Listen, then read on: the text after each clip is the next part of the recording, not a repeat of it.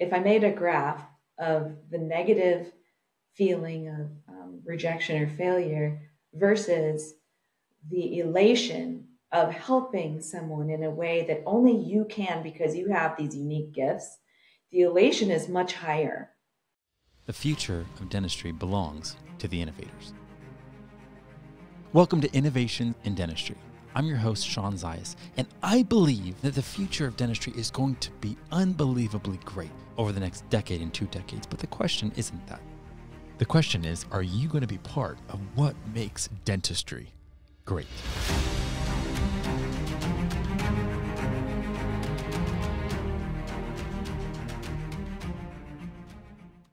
Okay, so today I could not be more excited to be with Dr. Laura Mach of Love Your Practice. And you're a dentist and a life coach.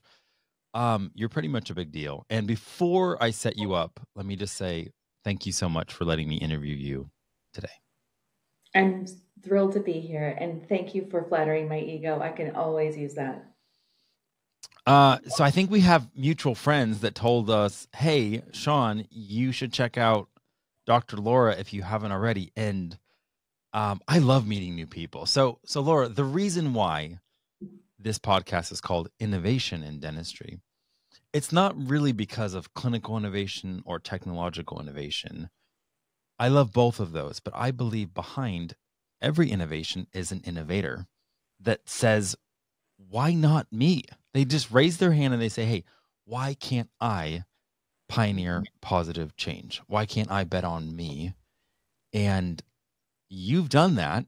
And I want to hear about, I mean, if you want to talk about your origin story, I think that might fill in some gaps, but I'm just curious, how is it that you're pioneering positive change today?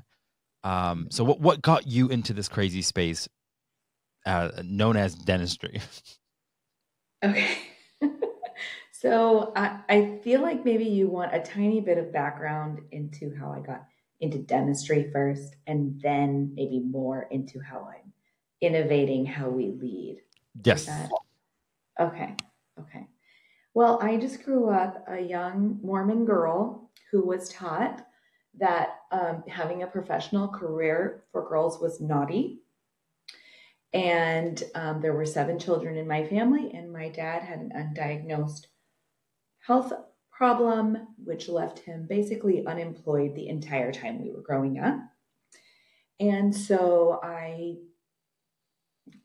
the only thing that I did have was that I was really good at multiple choice test questions. And so I had like this academic ability, but this, on the other hand, I had this cultural drag where I had to basically claw myself out of poverty / patriarchal, misogynistic opinions about what I should do with my life. And so as a married mother of 2, I decided that I wanted to be a dentist, and I did it. So, I mean, the only reason I did it, I would only say that I saw it as a way to get out of poverty and to provide for my family. And I knew that since I could take those tests, that I could do it.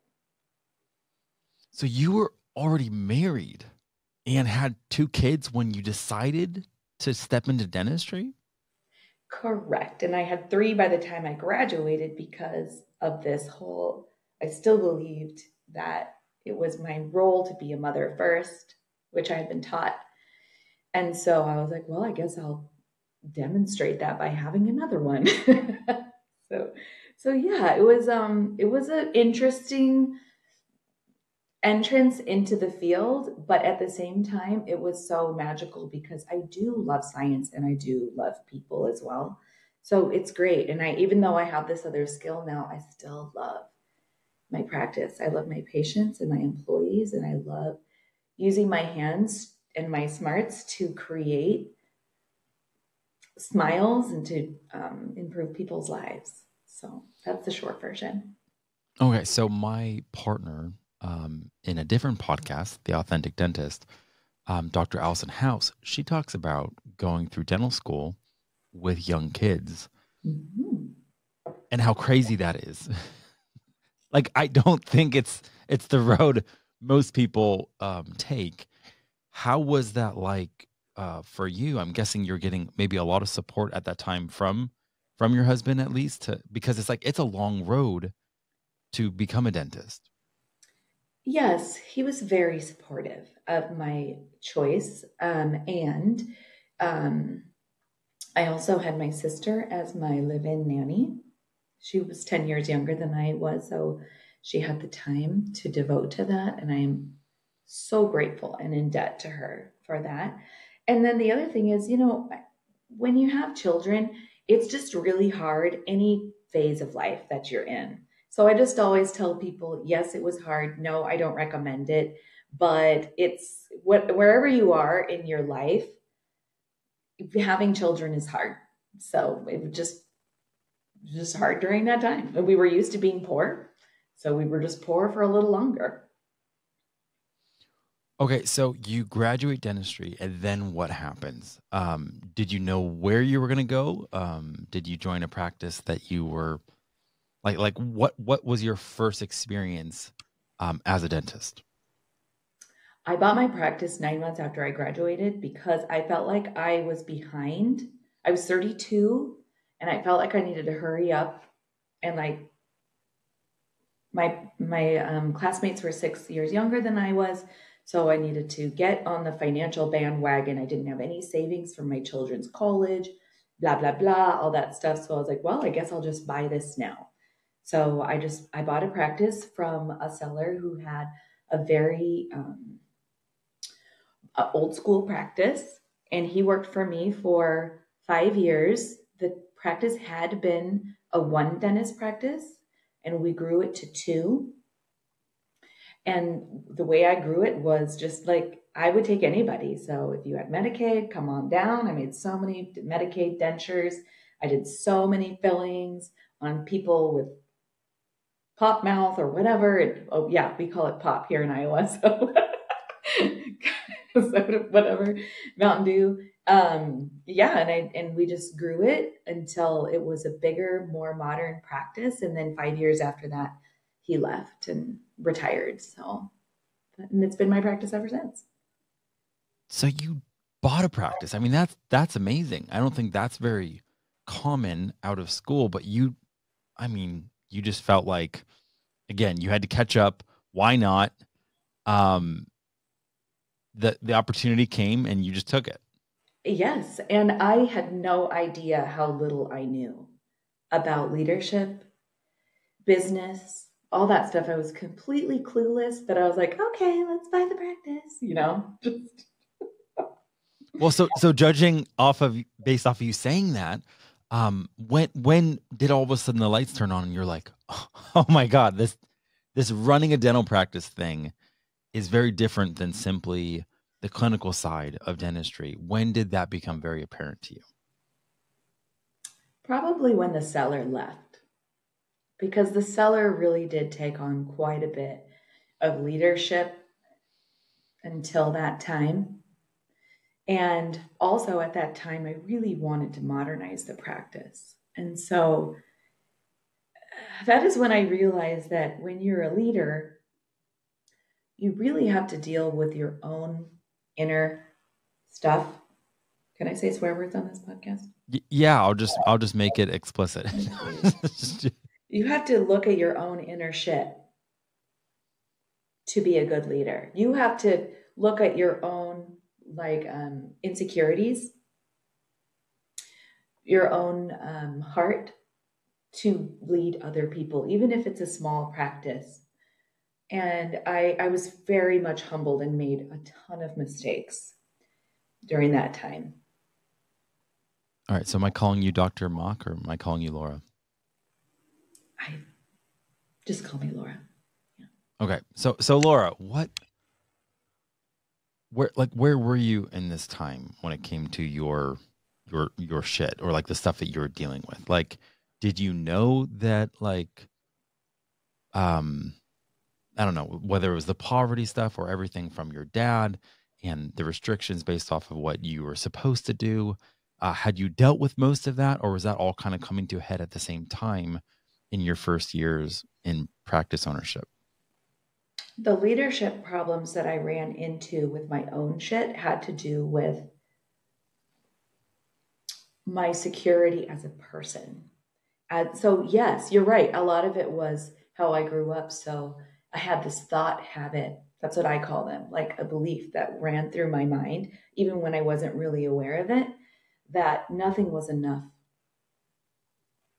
And so, like, as the practice grew, it didn't take very long. We were collecting 1.3, 1.4 million. I was the only dentist.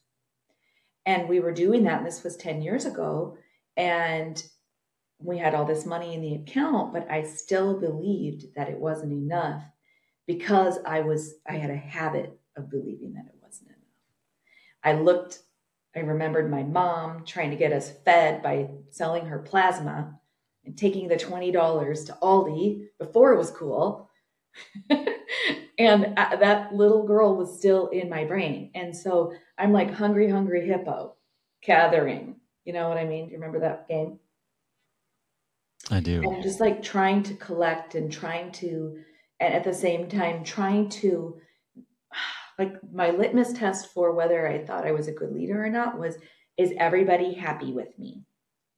Instead of, where is this practice going? What am I bringing to the table that's different than other dentists? What do I think I should be giving my employees? So one employee would want this, one patient would want this. I'd say, sure, and bend this way and then bend that way.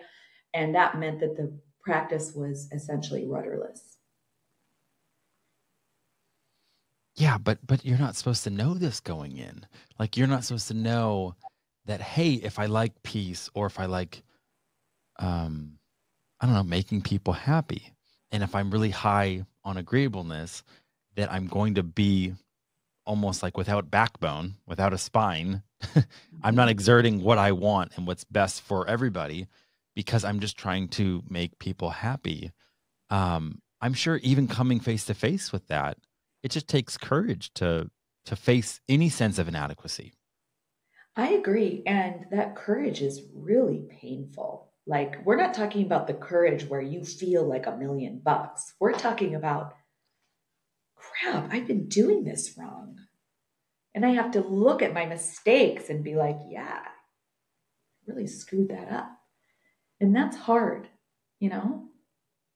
But when you see what would happen is, I got busier and busier. You know, the patients were happy because I was doing what they wanted. And I was busy. I was running that hamster wheel dental thing. And what was happening was, I wasn't having a good time anymore. And I was afraid to tell my employees what I wanted because I didn't want to piss them off. And I was afraid to say no to a patient, you know, remove myself from an insurance contract or whatever for the same reason. Well, somebody might be unhappy with me. And so I'm making everybody else happy. And then I'm having to do deep breathing as I'm coming into the parking lot to try to get myself to go in and do the thing for another day. I So mean, I'm sure when you've did, talked to other dentists who tell a similar story, right? oh, I mean, dentistry, dentistry is hard. And dentistry, I remember when I realized, like, I'm a small business owner. And when I realized that I didn't have to be a clinician, I don't know anything about clinical dentistry. And yet my whole life I spent trying to understand business, grow business, you know, HR, everything. And then a dentist has the same responsibilities as me, but they also have an entire clinical world that I know nothing about. I was like, how in the world? Like, I got a degree in marketing. I have business degrees. Dentists don't. Like, this is a struggle for me, and I can think about it, read about it, study it, apply it day and night. How in the world is a dentist supposed to be clinically great and at the same time be great when it now the thing is there's lots of demand in dentistry because people need healthy teeth and they don't have it. So thankfully there's lots of demand. So you can get away with less than ideal business practices and still have somewhat of a successful practice. For sure. And I think that's where the door got left open for the DSOs to come in, because at that same time in the economy, like in our culture, everything was shifting from the Kmarts to like bespoke, to more independent coffee shops. And then that's the same exact time when a corporate expression of dentistry was able to grow. And it's like, that's so weird. It was like against what was happening everywhere else. And I realized it was simply because the lack of processes, the lack of systems, the difficulty that dentistry is allowed for, Fortune 500 companies to be like, hey, if we put money in here and we bring systems and we bring better business best practices, there's room for us to grow. But what they miss, in my opinion, is just the heart and connection to the patient. Now, I'm curious, Laura, when did this all come to a head? Do you remember a moment when, I don't know, maybe you looked in the mirror, or maybe you finished a procedure, or maybe you got done at the end of the day and you were just like, I can't keep doing dentistry this way? Okay, yeah, there were a couple of those moments. The first moment was probably near the middle or the end of 2018. And it was the having to do deep breathing to come into the office, and like coming in and knowing that the smiles from the employees were not sincere. Like you could feel the stress rising. You could feel that we were not having fun anymore. And that's when I got a life coach. I did not realize I thought that was for me. I didn't realize at the time that it was also for my business. But that is the first change that really made a difference for me, was understanding how my emotions affected my leadership. And I learned that in life coaching. So you had a great experience with a life coach. Mm-hmm. And I'm guessing because of what you went through, the lessons you learned, you probably were like, hey, if I can help other dentists learn these lessons quicker than I did and find a faster path to fulfillment. And I think fulfillment is probably a good word for this, because you can run a successful dental practice when it comes to the numbers, but be miserable inside, and there's absolutely no fulfillment, right? Now, you said you were a mother of 3. Is that kind of where the family stopped? I just wasn't sure based off of your upbringing if you wanted to go for 7 or like my family. I do now have a stepdaughter. I got her when she was 10. So there's 4 total. Wow. And so you're a dentist, still practicing dentist, and at the same exact time, what was the genesis of this life coaching? Where did that start when all of a sudden you decided to step out? Well, as I was coached, as I saw how my emotions, like as I referred to it before, my shit that I had not dealt with, was negatively impacting my practice, and I worked on me, and it almost made an immediate difference in the practice. And I was like, I sense an opportunity because at the time there were no life coaches for dentists. Now there's several, and they're lovely. They're all great. And I can't coach everybody, so I encourage it. But I saw that this had made such a tremendous impact on my numbers, on my enjoyment, on my patients, on my employees, that I was like, I'm just going to give this a try. I'm going to sign up for certification. If nothing else, it'll help me to better listen to my patients and my employees. And then it definitely grew from there.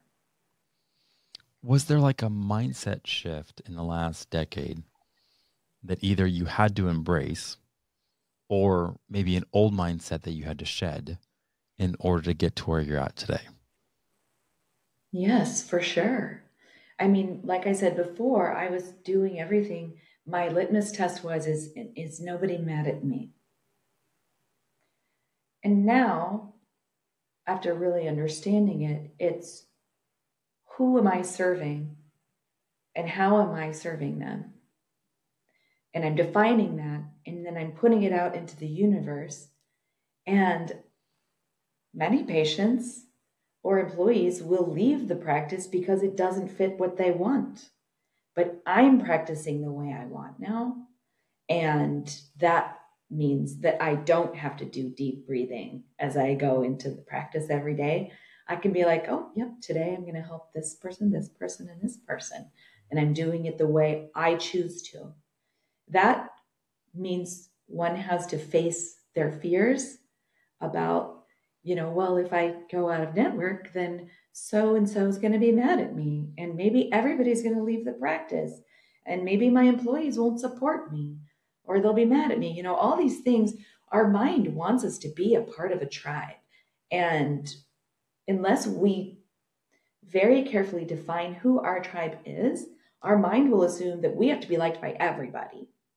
And then we start making our choices based on that. That's just a default way that brains work because brains know that acceptance is a part of survival, right? And so it takes a little bit of internal work to say, no, these are the people in my tribe, and this is how I choose to serve my community. And I am okay if not everybody likes that. That is very difficult for a dentist to do. And I'm a big branding guy. Like, I love branding. So in my world, that's all about like authentically finding that authentic brand in dentistry. And I agree. I don't think dentists know. I don't think they know how to do it. But even before knowing how to do it, I don't even think they know they have permission to do it. For sure not. For sure not. And They yet, have the golden handcuffs, and they are afraid to remove them. well, but what I always tell people is like, hey, if you're like a Whole Foods, and that's the way you do care, which is higher quality, but somehow because of, I don't know, maybe your ads or something, you somehow are attracting Walmart customers. There's going to be a disconnect there because Walmart customers would be shocked when they're at Whole Foods. They're expecting the rollback prices. They're expecting the savings. They're expecting the just everything is different from Walmart to Whole Foods. And yet, if you're a Whole Foods dentist and you're trying to take care of a Walmart patient, there's going to be a disconnect. Like, you don't want them to actually step into your practice. If they accidentally step into your practice, you don't want them to find any sense of belonging in that practice because you're going to have to be inauthentic to serve them. And that's going to then drain you and make you feel, I don't know, like you're probably not being true to who you are.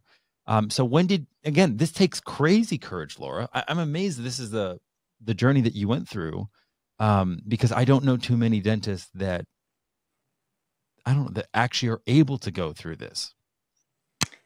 I want to roll back prior to you complimenting me again to describing what dentists need to do with the branding.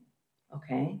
Like, you look at a practice and you go, all they have to do is change their messaging and be okay with a slower influx of patients, right? Because those high quality patients are harder to come by. Everybody's got their insurance and they want their free cleaning or whatever. So it's easy to bring them in. But what I want to do is help you see why dentists aren't changing their branding and saying, this is how I do it. And it's usually fear. And unless they can see that they feel the fear, and unless they can see that their fear is based on irrational beliefs, they're going to keep on acting afraid. So my job as a life coach, and really it's leadership coaching, but it's leadership coaching through, you have to understand you and your emotions first. We look at why we're afraid. We look at what our thought habits are, and then we decide, is this a thought habit that we want to keep, or do we want to let it go? So if someone wants to change or improve how they're putting themselves out there in the wilderness, they need to know that they're going to be okay. And life coaching helps them with that. Okay, so twice now you commented about me flattering or saying nice things. So I realized this is the challenge when I interview someone that doesn't know me. So just super quick, I love people's strengths. Like absolutely love people's strengths. Like I'm not intimidated by it. I had a brother and sister that were older than me. They're twins, and they were amazing at everything. And my parents still somehow made me feel special and like I belonged, even though I had these amazing siblings. So the gift that my parents gave me was I want to celebrate everybody's giftings and that special light that only they can shine. So when someone doesn't know that, they mistake it as flattery. But I'm not offended. It's just like, okay, thank you. Yeah, thank you. But Laura, you are brilliant and you have a light to shine that only you can shine. And I guess that's kind of part of my introduction that I forgot to share is that I see that dentistry is advancing. And I know it's going to be great in a decade, but my whole question is the person that's listening going to be part of what makes it great? Or are they still going to be on the sideline? Because when I look to the left and the right, I meet all these amazing people at conferences and I see so many of my friends advancing dentistry, but yet I still see these vacancies where people haven't occupied the space that only they can. And that's why when it comes to like abundance, I don't believe it's just financial. I believe that like only you can occupy the space that you were meant to occupy. And there's people that are listening that between the lines of what you're saying and what I'm saying, they're thinking of the dream on their heart. They're thinking of that thing that would be fulfilling for them. Maybe it's a life coach. Maybe it's writing a book. Maybe it is starting a podcast. Maybe it's something that hasn't even been done before. And my whole goal in interviewing people that have the courage to be honest and vulnerable like you is that would encourage them to just step up and step out now instead of waiting for them to be perfectly ready. Like, were you perfectly ready to start your practice? Absolutely not. Nor was I ready to start a life coaching business either because I stepped on some toes and I made some mistakes and yeah, I just did it. But it seems like you've not struggled with stepping out or starting something new. Was that in you even as a kid where you just didn't mind trying new things or leading or pioneering or is that something that's more in your professional life recently? No, you're right. I am a person who's like, okay, let's try it. I don't mind giving it a go. And sometimes I fail or sometimes I embarrass myself. But if you want to save yourself from failure and embarrassment, then you just have to stay where you are. And like you said, there are people who might be listening to this podcast who are like, I have this thing I want to create to help people, but what if they don't like it? What if I get rejected? Yeah, you might. You will probably get rejected sometimes, but do you want to stay where you are or do you want to get it going? I love that message. I mean, I tell people all the time, there's no guarantees. Like if you're looking for a guarantee or you're looking for some reassurance that what you do is going to work, it's just not there. But I think you should do it anyway, because if it's part of you and if it's your expression of art to the world, like something you're releasing, that's something you believe in and you care about, then it's like incumbent on you. Like you need to share that. I feel like everybody is gifted in order to be a gift. Like the point of giftings is that you gift it to others. Like you use your giftings to be a gift to others. You use your light to illuminate and help other people where they might be stuck. That struggle, and oftentimes we're scared that we might struggle. You even said the F word, failure, and I think that's one of those words, Laura, simply because if you think of failure and you think of it clinically, That's scary. That sounds like liability. It sounds like a really poor outcome where someone's going to be upset. But yet, when you think of it in terms of business, it's just the opportunity to move forward and to continue learning. The fact that you have those mindsets, I'm just saying that is gold. Like, where did you get this from? Or were you just self-educating? Are you reading? Is it through some of the life coaches that you hired? The coaching has definitely helped. The coaching program that I went through really helps you look at rejection and failure in a new way, and to not be afraid of negative emotions. That makes a difference for sure. And when you think about, you mentioned sharing your light and sharing your gift with others. And I have to say that if I made a graph of the negative feeling of rejection or failure versus the elation of helping someone in a way that only you can because you have these unique gifts, the elation is much higher. And the rejection and the feelings, they're not going to kill you. They're going to suck, but they're not going to kill you. And it's a price you pay for the elation. So if that's what you're seeking, you have to be willing to face some negativity on the way. But it's worth it, I think. Absolutely. So again, in like my hope again for the podcast is always just to give people that extra nudge to start now and to not be afraid. You work with so many dentists. What are some of the mindsets that you see that keep them back, or maybe that keep them more hidden instead of toward full expression? Okay. The most common one right now that we work on all the time is I can't ask my employees to change because then they might quit and I can't hire somebody else. You run into that? Do you run into that? Okay. Yeah. And then there's the similar, I can't go out of network because everyone will leave and then I won't have a practice anymore. So they feel stuck having to do it according to the dictates Yes. of insurance. Yeah. Or the twin of that is, I can't go out of network because I'm not special enough. Oh my gosh, so many people tell me that one. I don't have enough special skills, that type of thing. Um, Someone will say something like, well, I can't make any changes because I'm booked through December. So again, it's that handcuffs thing.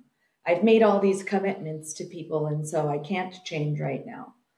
And so, whatever it is, maybe it's not seeing children anymore, or doing fewer fillings every day, or whatever it is. Going to COIS or SPEAR, and you have to like close your practice to elevate your education, but you always have 3 or 6 months of patients waiting for you. These are the types of mindsets that we run into really frequently. And for women, which is who I coach, there's also this whole, we get taught that our job is to make other people happy starting when we're like, I don't know, 18 months old, 2 years. Oh, you're so cute. Oh, look at you in your dress. Oh, you made me so happy.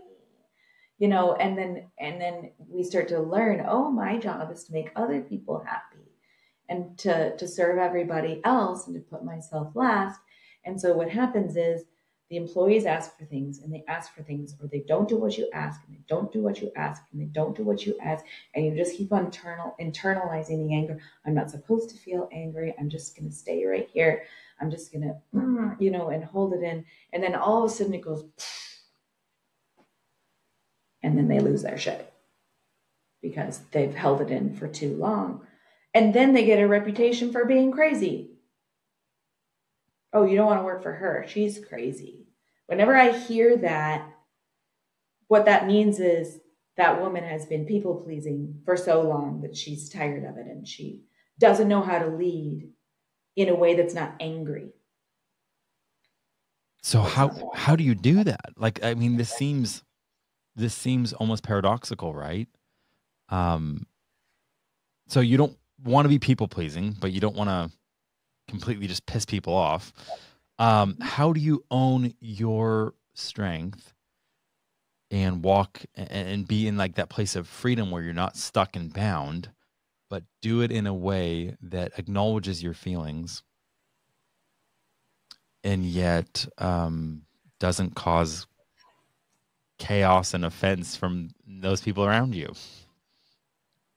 Okay, I'm going to do my best to explain this without sounding too coachy. Hey, you be you, Laura. Sound as coachy as you need to be. The first step is to recognize why you are feeling the way you are feeling right now. So, why are you feeling like you can't?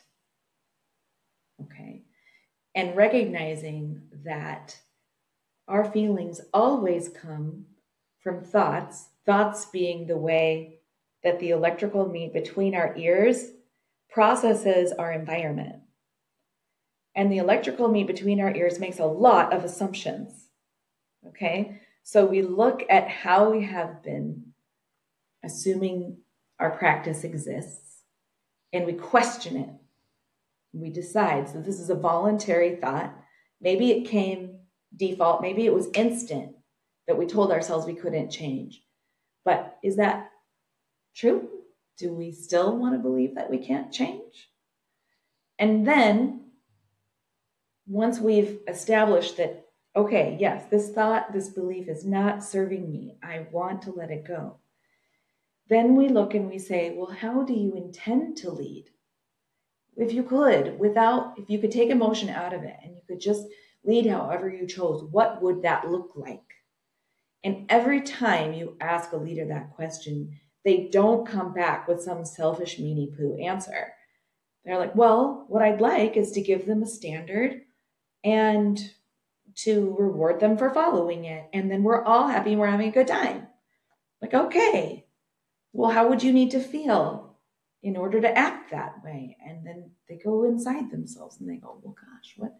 I don't know, empowered, confident, proud, something. And then we work on nurturing that feeling so that they can lead the way they intend to. And these are the coaching sessions that we do where we learn how to nurture intentional emotions inside our bodies. Okay. That is just like powerful because I feel like people don't have the alternative. It's like you either have these toxic feelings and emotions or you numb out and then you can't live aligned to your power source, which is your like feelings in your heart, and being aligned to that is beautiful and it's amazing and it's a gift. But if neglected or if you let these toxins stay there, then they can hurt people around you and you're left like, what do I do? Almost like, is there something wrong with me? And you feel all crazy in your feels. And that's not Yes. good for anybody. No, it's not. And brains, the way brains work, plus dentistry, like modern day dental practice ownership, this is like a recipe for unhappiness. Like, unless we look at that brain and just take care of it a little bit, we're all going to be unhappy. Okay, so is this a book that you've written yet? No, but I do have a podcast and it kind of lays it out. It's just called Love Your Practice. If so, and even if you're not a dentist, but you're looking to lead in that way and to nurture the emotions that you need in order to change how you act, you can start there. Or you can call me. Anybody can call me. Love Your Practice. Where did you get that? I love that brand. Thank you. Well, I just thought, what is the emotion that would help someone to lead in the very best way? Like, if you could imagine, if you love your business, you are like running towards it. It's your baby, and you're investing in it in a way that that you're not on the hamster wheel. That you're thinking about it, you're nurturing it, you're enjoying it too. So, yeah, that's how. Okay, so I'm a man and I'm inspired by you. Do you have like a a male coach that you can refer me to? Yes, there are male dental life coaches, and I know a few who only serve men, and they're great. They're not exactly what I do, but they're amazing too. So I'm sure they could help you. Yes. So where do you see yourself in 10 years? I think so. In 10 years, I'll be almost 60. I hope that physically I can still practice. And I hope that I will still be coaching. And I hope that I'll have more opportunities to speak on the national circuit. I'm working on that part. I have my first big gig coming up in January. So yeah, more of all of this, more of it. And probably more vacations. Yes. I'll be done paying for colleges by then. I'm almost. I have 5 kids, so I'm What? yeah, they're pretty young. Well, I shouldn't say that. They're 14 to 7. So yeah, I have a lot of school ahead of me to pay for. Mm-hmm. Just keep innovating. Oh, yes. Okay, so Laura, if I am hearing you and I'm a female dentist and I'm like, man, I love her message, I want to get in touch with her, where do you want people to go? Just my website. It's loveyourpractice.net. But you can also find me on like Instagram. If you don't want to talk to me, if you just want to like get my vibe, my Instagram is full of reels and posts. It's Dr. Laura Mach DDS. Okay, so I think you're ready for it. This is the closing question. So Laura of today, now this is a hypothetical. You're walking down the street and you see in the distance 18-year-old Laura, and you only have one moment, just one little sentiment that you can communicate with her. What do you share? I hope you can edit out this pause while I think. You can do more than people think you can. Or people say you can. That's what you can do more than people say you can. Amen. I feel like that's the message even for the listeners right now. For sure. You can do more than you think you can. You can do more than people say you can. And there's no better time than now. And I feel like so much of your message is so encouraging of like, hey, I don't need to be afraid to step out. I don't need to be afraid to try things. And the sooner I get aligned with who I am in practice, the more I'm going to feel alive, fulfilled, connected to my team, my patients, and the more I'm able to actually love my practice. Yeah. And what would be so bad about feeling some rejection? If I knew if I could feel a little rejection that I would get more aligned, would I go through that emotion? Yes, I would. Anybody would. No, that is 100% true. Laura, it's been easy to honor you as an innovator, as someone that really is pioneering positive change. I think the more we have dentists that are connected to their purpose, to their heart, to their brand in practice, so that they can be present with patients and present with team and alive, the better it is for dentistry. Seriously, like, thank you for what you're doing in dentistry. I'm in your corner if you need anything. Thank you for letting me interview you today. It's been an honor. Thank you so much for inviting me. Thanks for listening, and be sure to follow so you never miss an episode. To learn more about what's going on in dentistry, check out innovationindentistry.com.